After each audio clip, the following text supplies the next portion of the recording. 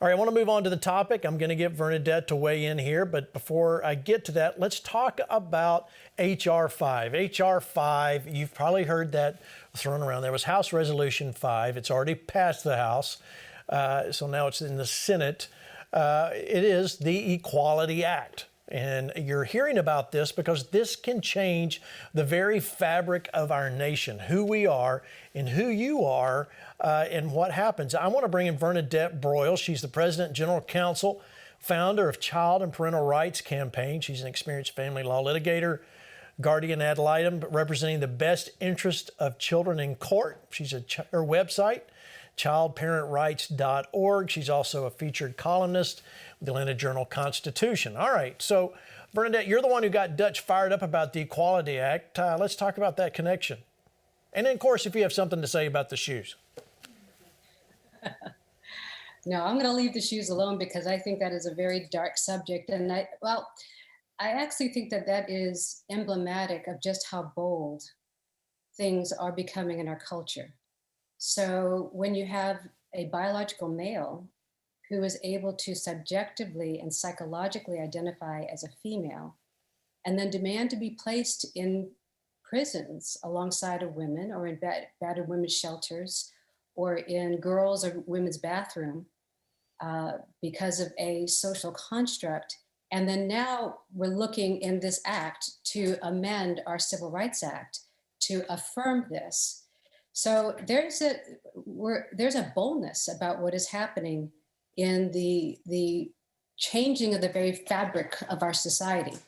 So I contacted Dutch a couple of weeks ago as our team was analyzing HR-5 and the Equality Act, and we recognized how titanic this was, how nuclear this was, particularly to the faith community, but to women, to children, to parental rights, to doctors who would have faith-based or religiously based objections to performing abortions or gender transition surgeries. And we can go through each of these groups, one by one.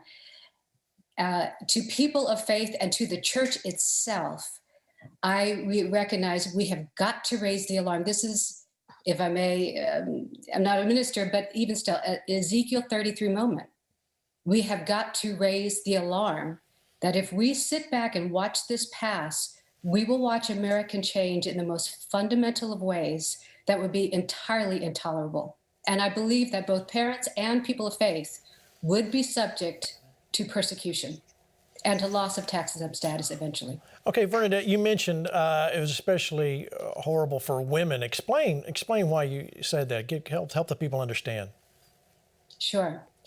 So, ironically, the civil rights, this bill would seek to amend and revise the Civil Rights Act of 1964 throughout in all of its titles. And that landmark piece of legislation was enacted to protect innate and immutable characteristics, in particular of people of color, your race, your ethnicity, color of skin, but also to protect women on the basis of sex. And so because HR-5 would change the definition of sex in law, in federal law, all throughout the Civil Rights Code, to now take it from biological sex, which is what it has always been, and what we've known for millennia, to now define it as sex, sexual orientation, and gender identity. Well, once you have now appended gender identity to that definition, it consumes sex, because a man who subjectively identifies as a woman is able to demand to be treated in every way as a woman. Okay, so why is that so demoralizing and destructive to women? Well, because now privacy spaces that are created for us, for our privacy, for our safety, like bathrooms and locker rooms, we have to then tolerate males coming in there and invading our spaces. What's really interesting is that decades ago, there weren't female bathrooms in universities, in law schools, in many public buildings, and many businesses, because women weren't generally welcomed there. So part of the advancement of women in coming into the marketplace and being admitted to colleges and law schools and et cetera was that they had to now create women's bathrooms so that we could comfortably function in these environments. Well, now that is being taken from us. We're going to have to tolerate now males being a part of us or with our daughters. And that is fundamentally it evades our privacy, it subjects us to insecurity. And then when it comes to sports, we're talking about our daughters and our granddaughters having to compete against biological males. Again, part of the Civil Rights Act was enacted in order Right. to protect girls and give them a level playing field. Those opportunities will then be able to be consumed by biological males who inherently have an advantage. It doesn't matter if they take hormones. It doesn't erase entirely that advantage. So this is how it would be so incredibly destructive for girls. I'll tell you in a minute when we have a chance about the lawsuit that we have filed in Georgia concerning exactly that issue. Yeah, go ahead about the young girl attacked in the bathroom. Go ahead. Yes, we have a lawsuit pending in the Northern District of Georgia where we're representing a little girl who at the age of 5 was sexually assaulted in her kindergartner's school bathroom by a little boy who was allowed to be there as a result of a transgender access policy. And he was allowed to be there alone with her. He violated her pretty substantially. It was a digital penetration of her private parts, to be sensitive here. And so now that case is pending in the Northern District of Georgia, and we hope to prevail. That's under Title IX. The problem here is that if this bill passes, if the Equality Act passes, we won't have a cause of, we would probably not even have a cause of action under Title IX because under the new definition, boys would have the civil right under federal law to be present in any bathroom, in the bathroom that they choose to be in, according to their gender identity.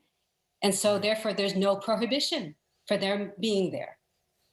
Yeah, it's hard to believe, Dutch, just what is actually, if you're like me, you're looking at this, you're going, I can't believe we're actually having to fight something so ridiculous that's actually in the courts. But we've got to do it, don't we? We do. You know, I probably spent more time shaking my head the way I am now in the last few weeks as I watch some of the things take place. I think, where does it end? I mean, you just can't believe it's something so, I don't, stupid. I don't know. It just makes no sense whatsoever. But here we are. And I made the statement on the Post when I took Vernadette's material and we created one of the Giving 15s for it that, hey, we were asleep in 1964 when Ingo Vital took place and they removed prayer from school and the church just basically didn't do anything.